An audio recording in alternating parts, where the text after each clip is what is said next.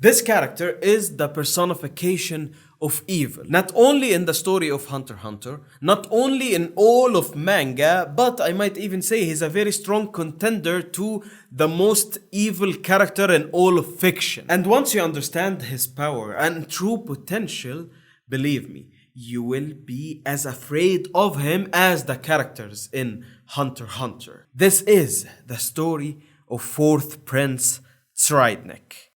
I mean, we can just start right there. What's up with that name? And how can you pronounce it? Is it Tserriednich? Is it Tserriednich? Is it Tserriednich? Tserriednich.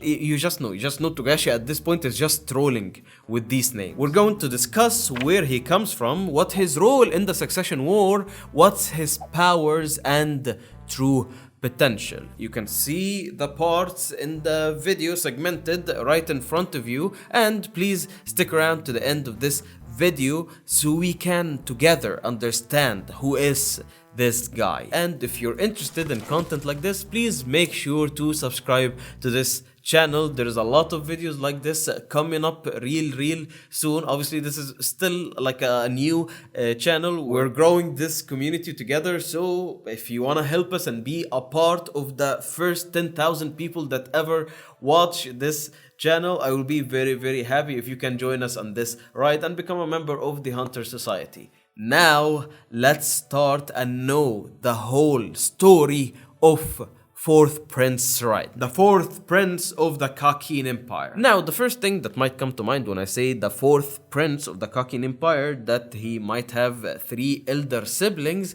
well, that's not really how it works in the Kakin Empire. The ranking of each prince is not necessarily based on the age. It's a bit complicated with the Kakin Empire. The Kakin Empire, the ones that are leading the world to the dark content. This is that big empire that has a king named Nasubi. Nasubi is this guy. Stay away from this guy. And this creepy guy had a lot of wives. And let's just say, not every wife is treated equal. There is like a hierarchy in the wife. Prince Tserriednich comes from the first wife of King Nasubi, the favorite wife. And from this wife, he has other siblings. The one sibling that he has that is older than him is King Benjamin. Oh my god, Benjamin, such a difficult name. So yeah, to sum up, he is the 4th prince, the 4th candidate for the throne, you might say. However, he is somewhat on equal footing with a lot of other princes, 3rd, the 2nd, and the 1st prince. In the war of succession, the war to determine who will be the next king of Kakin and the one who will lead the world into the Dark Continent. And among all of the characters that are introduced in that arc, the Succession War arc, no character stands out like this guy. This guy is a completely different story. You know, being a reader of Yoshihiro Togashi, you noticed something that is like a trademark in his work. Togashi doesn't really write good people and bad people. In his story, there is no good versus evil. There is no clear villains in the story of Hunter x Hunter. Think about it. That's like the whole appeal of the show. All of the characters are in a gray area. I mean, look at the main protagonists of the show. You got one kid who is an assassin. Like 1 second he's murdering people for no reason whatsoever, and just a couple of seconds after that we're laughing with him, and we're supposed to take that as that's cool, man, I love this character. Literally just killed 2 people like 1 episode ago for no reason. The other main protagonist is a very selfish kid that will go to any length to satisfy his own selfish desires, even if it will harm others. Let's not even get started on Leorio, okay? That's no. For Kurapika, he's cold. Sheesh. And let's take a look at the villains of the show. You got a clown that is supposed to be like the main villain of the show at the start, and just like even before you notice it, he's playing dodgeball with the other characters and you're happy and you're cheering him on. We got an ant king that literally wants to wipe out the human race. No, not wipe out the human race. Wants to eat humans, okay? That's the ant king. At the beginning, he's that guy. And we spend some time with him, he evolves a little bit, and by the end of his arc, all of us watching are like, you know, this guy really has a point, you know? And let's go to the Phantom Troop, the gang that tears people apart and wreaks havoc. And all that you can think of is, I want to be a part of this club. You know, it seems like a cool club I want to be a part of. What I want to say is, Hunter x Hunter characters are always in a gray area. Well, except for this guy. From the first panel, from the first second you lay eyes on him, you know, this is evil. For starters, he really hates women, okay? And like his reason for hating women that much is literally because women be shopping. That's it. That's his whole reason. He collects body parts and he has the largest collection of the Kurta Scarlet Eyes, including a severed head of one of the people of the Kurta clan. Now it makes sense why Kurapika is on that voyage. He loves and appreciates art. However, his definition of art is very messed up. And he's willing to go to an extreme length just to find meaning. He kills just because. He toys with people because it's fun. He sponsors the mafia that is run underground by his illegitimate siblings just cause destruction. What is the reason for that? Just because. And he also likes football. Okay. That's refreshing. Like, that's understandable. Okay, he likes football. Yeah. Very cultured man. And also, like, there is this thing where he, gets some creative people to do art for him. Art by using body parts. He is literally, as his bodyguard Theta said, pure evil.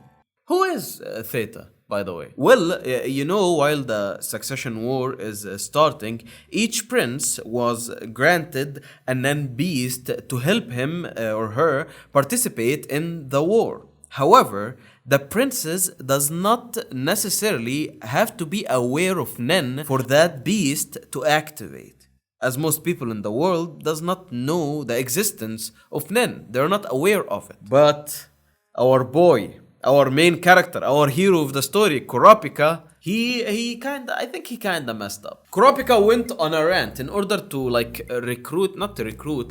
to gather up the bodyguards to teach them Nen. I don't want to go into details because I don't want to ruin every aspect of the story or spoil it for the people who haven't read the manga. No, if you watch this video to the fullest, you can still read the manga and enjoy the story. I'm not spoiling that much. I'm only talking about the story of Tserriednich. There is a lot of stuff that happened in the manga, so you can enjoy it. So I will not go into details. However, Kurapika did announce the existence of Nen. And that's when Tserriednich became aware of that thing called Nen. You know, back at the beginning of Hunter x Hunter, when we first learned about Nen, we had this monologue explaining why Nen is not known to most of the world, basically, and only a chosen few people become aware of Nen and its existence and how you can use it in order to gain power and manifest Hatsus and stuff like that. Because Nen, if it comes in the wrong hands, it can be very, very, very destructive. I believe that was a setup to that moment, because that wrong hand that Nen can fall into is Tserriednich. If any person on the whole planet should not learn Nen, it's Tserriednich. And with that being said, class is in session. Let's go to Tserriednich first class of Nen. So the first thing you have to do when you're learning Nen is to release your aura. You know, open up your aura nodes, learning how to maintain your 10, the shroud of aura, not to let your aura escape. Mother already figured out how to use 10 and Ren. You know, like 10 and Ren, the basic Nen techniques that some characters spent like whole arcs, like tens of chapters in order to just get a grasp of how to use those basic techniques, 10 and Ren.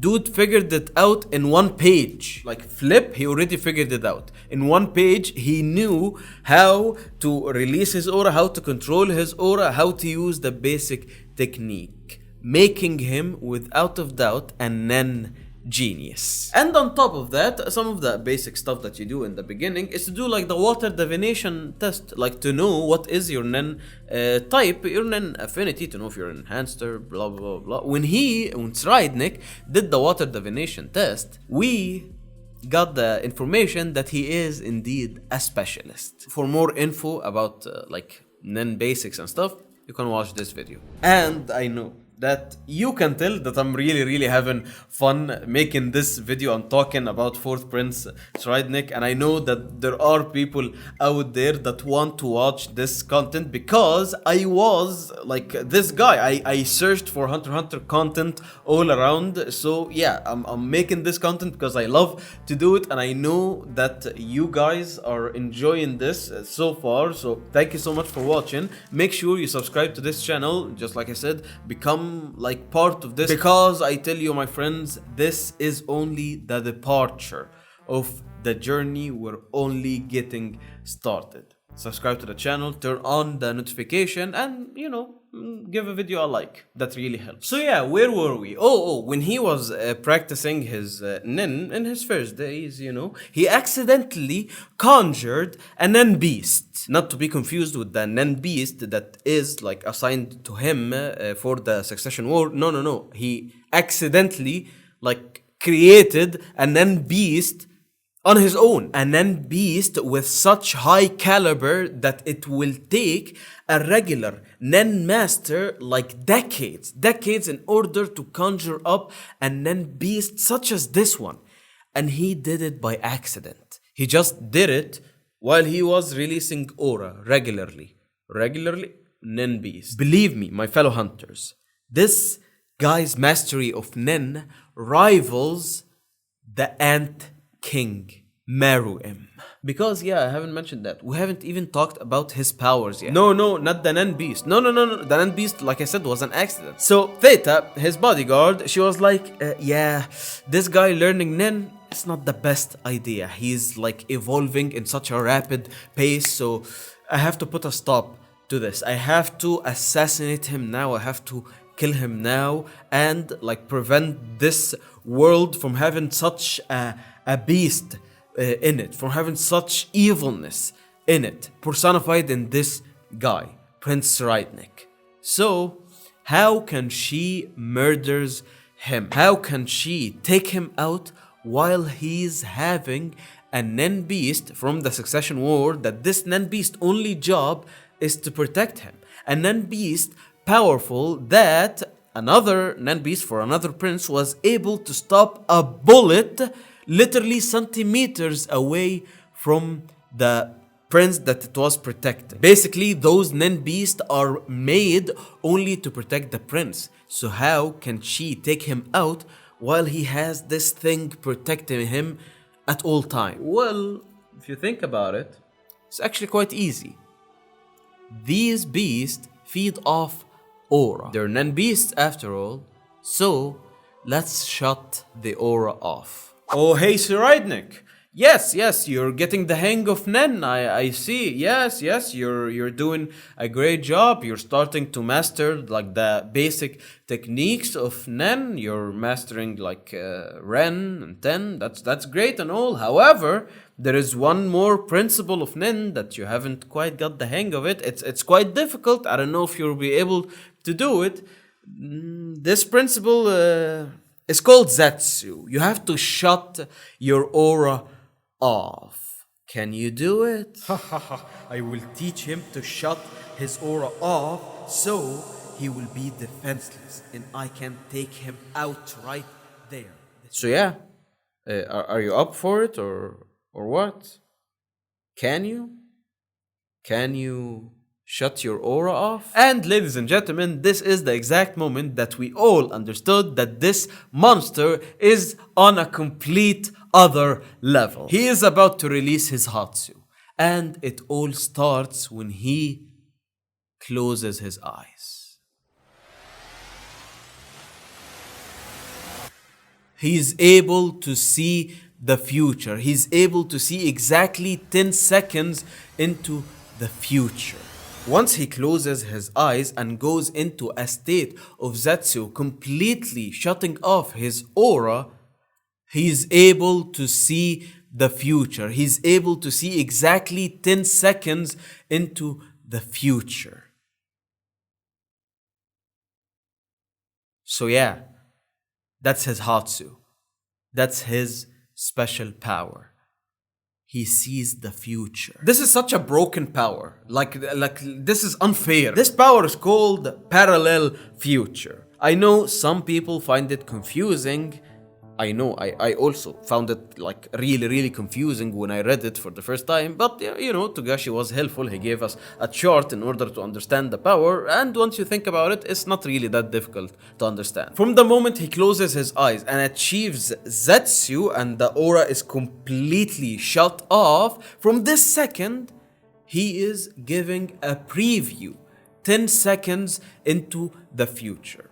After these 10 seconds is finished, when he opens his eyes, the world continues from the moment that he closed his eyes. And it plays the vision that he already saw. However, he himself, during that actual reality, he can do whatever he pleases. Nothing change from his vision, not even the way that people interact with him, like in the vision that he saw. They will get an illusion to reality, but this is not the real reality. The real reality, he is the only one that exists within it, and he can do whatever he wants in that 10 seconds. Literally, he will manipulate reality to what fits him the most, and he will create for the other around him a parallel future. Only for 10 seconds though.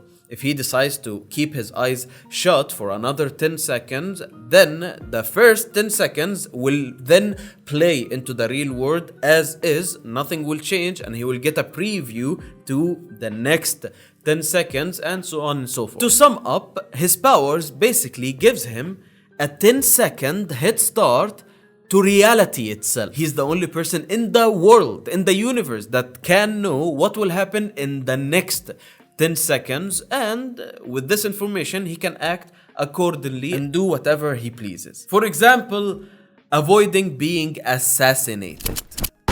So Theta, oh dear Theta, that's how I imagine his voice being. By trying to kill him, she accidentally awakened his Hatsu, his special power, like Kurapika did when he first put Nen on his radar. Just imagine that. Imagine the amount of powers that are in the hand of such a psychopath. He's a sick guy, but he's unfortunately a Nen genius. And all of that was achieved in literally no time. You know, back in the day, back in Heaven's Arena, when Master Wing said that that Gon and Killua, they're 1 in 10 million talent, well, that fourth Prince Tserriednich is a 1 in like a billion talent. And the creepy thing is that what we know about Nen is basically, Nen is, yes, the life energy, but also Nen feeds on the desires of the person using it. No matter what the desire is, Nen will act accordingly. Think of Pete. When they died, the Nen acted on its own just because of the strong will of Pitu, even after death. Same rule applies here. The desires and the evilness and the messed up stuff that is within this guy, Nin is going to feed off of that. The potential is through the roof, and with powers like this, it's really scary. The accidental Nin beast that he created has the number 666 like around his belly or like in the middle of it. And him being such an artist with the number 666 and the accidental Nin beast, who knows, he might have some connections with the last Sonata of Darkness. You know, like the music written by the devil himself, that melody only heard a note of one instrument of it and basically got disfigured from it. Yeah, maybe he has some ties with the devil.